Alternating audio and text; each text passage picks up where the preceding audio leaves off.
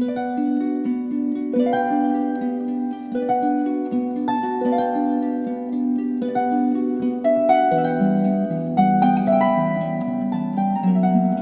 is Wednesday here, which is the moon, and I am your hostess, Blythe. This week's topic is about magical mishaps. I kind of had to dig a little bit for this because not that I'm perfect or anything, because I'm not. It's been a while, and most of mine have been kind of normal. You know, you have the melting candle all over the place, you know, your wax and your altar cloths,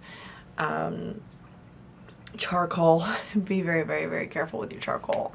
I've had, I thought it was finished and it wasn't, and I put it in the trash, and thankfully I noticed right away as I was dumping it, I saw the red and I got it out and there was no problems.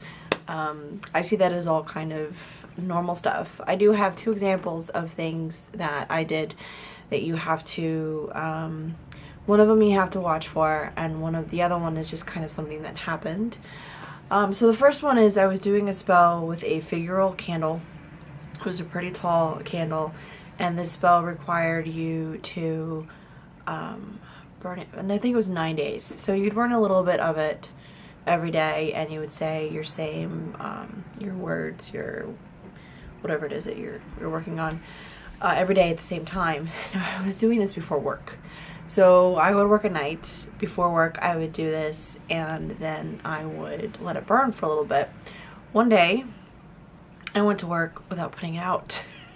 So on my first break, which was about 2 hours after I got there, thankfully I only live 20 minutes away from my job, so I was able to come home, blow out the candle, and then go back to work on my lunch break. So I got really lucky with that one.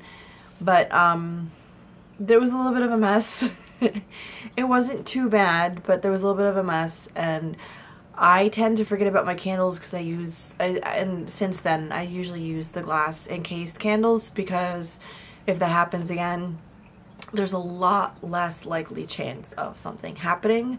I also use chime candles because they're really small and they pack a punch and they burn really quickly.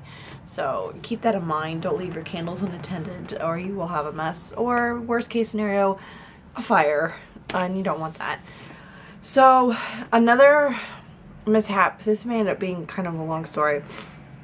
This was kind of a love spell gone wrong and then went right.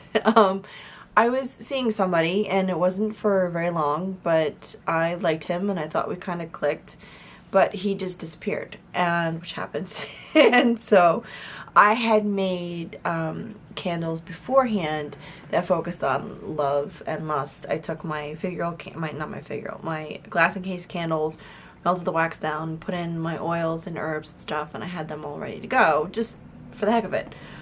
Well, I had decided that I was going to use it. Now, by the advice, I was trying to get him to come back. By the advice of somebody else, they said that I should cast a general love spell for just to bring my perfect partner to me, not to do it on him, to get him to come back, just to do a general one. So that is what I did. I wrote down my list of things I was looking for in a partner, and as I'm writing it down, I realized he didn't fit all of them. But I wrote them down, I did my thing, and because I had melted the wax down, it was kind of sunken in a little bit. If you've ever worked with the paraffin candles, they sink in a little bit. And I had also used whole rosebuds. An hour into the spell, the rosebud caught on fire. And it was just, you know, it's in the glass, and I wasn't too concerned about it. I let it go for a little bit. I tried to move it and kind of put out the fire without letting the candle go out, and the wick completely went in the wax, and it was gone. So I let it sit there for a little bit, make sure everything cooled down, got pissed off, chucked it in the garbage. So I was like, forget it, whatever, it didn't work, chucked it in the garbage. The week after that, I had a couple of men come out of the woodwork that I had dealt with before.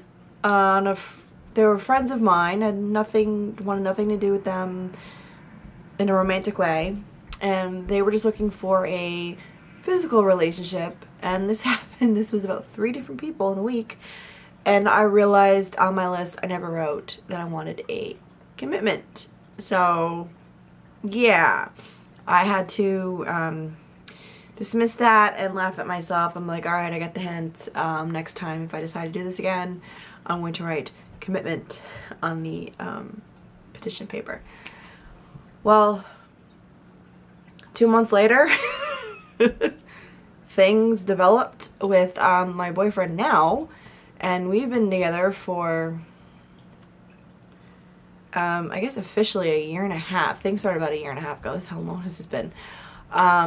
And he is the, I don't want to say he's perfect, but he is the one. And it kind of, you know, went wrong and then went right. I realized that what that spell did was it kind of pushed out a lot of blockages. It paved the way for both of us, because both of us had been going through some stuff with exes, and it gave us some time and a little bit of that push to help us get through our emotional issues with each other. It's still a long distance relationship, New York to Alaska. So, well, now he's in Texas, but it was New York to Alaska for a very long time, and it gave us a chance to work through all of our stuff and without being physically together, which kind of helped. Because if somebody is there for you emotionally, long distancely, for a long time, odds are it's going to work out when you're actually together. And I don't mean like when they tell you what you want to hear and stuff like that, when they're actually there for you. I know a lot of long distance relationships break up once people actually get together. So yeah, those are my mishaps. When you're doing a spell and it seems like it's going wrong, you have to guide it or just give it time to play itself out. I let that one play itself out.